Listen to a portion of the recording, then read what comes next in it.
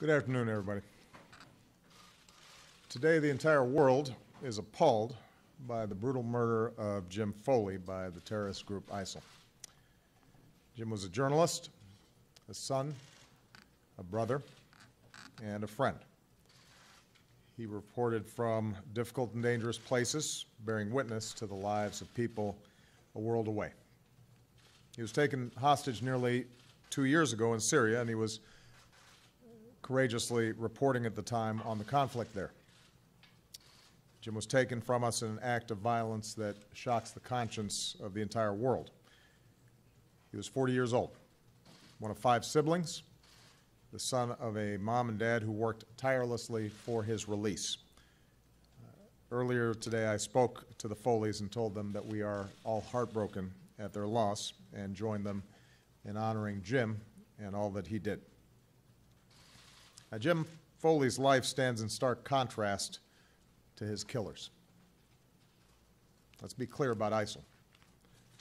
They have rampaged across cities and villages, killing innocent, unarmed civilians in cowardly acts of violence.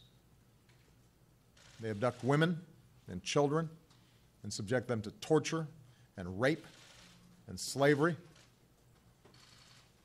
They have murdered Muslims, both Sunni and Shia, by the thousands.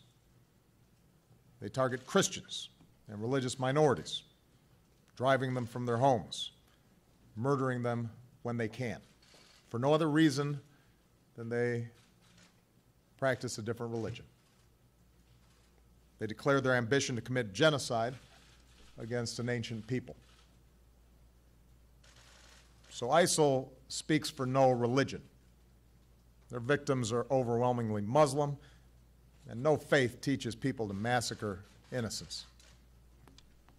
No just God would stand for what they did yesterday and what they do every single day. ISIL has no ideology of any value to human beings.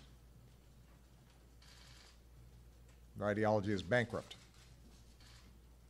They may claim out of expediency that they are at war with the United States or the West, but the fact is they terrorize their neighbors and offer them nothing but an endless slavery to their empty vision and the collapse of any definition of civilized behavior.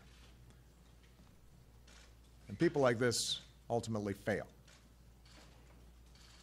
They fail because the future is won by those who build and not destroy, and the world is shaped by people like Jim Foley and the overwhelming majority of humanity who are appalled by those who killed him. The United States of America will continue to do what we must do to protect our people. We will be vigilant and we will be relentless. When people harm Americans anywhere, we do what's necessary to see that justice is done, and we act against ISIL, standing alongside others. The people of Iraq, who with our support are taking the fight to ISIL, must continue coming together to expel these terrorists from their communities. The people of Syria, whose story Jim Foley told, do not deserve to live under the shadow of a tyrant or terrorists. They have our support in their pursuit of a future rooted in dignity. From governments and peoples across the Middle East, there has to be a common effort to extract this cancer so that it does not spread. There has to be a clear rejection of these kind of nihilistic ideologies. One thing we can all agree on is that a group like ISIL has no place in the 21st century. Friends and allies around the world, we share a common security and a common set of values that are rooted in the opposite of what we saw yesterday. And we will continue to confront this hateful terrorism and replace it with a sense of hope and civility. That's what Jim Foley stood for. A man who lived his work, who courageously told the stories of his fellow human beings, and who was liked and loved by friends and family. Today, the American people will all say a prayer for those who love Jim. All of us feel the ache of his absence. All of us mourn his loss. We keep in our prayers those other Americans who are separated from their families We will do everything that we can to protect our people and the timeless values that we stand for. May God bless and keep Jim's memory, and may God bless the United States of America.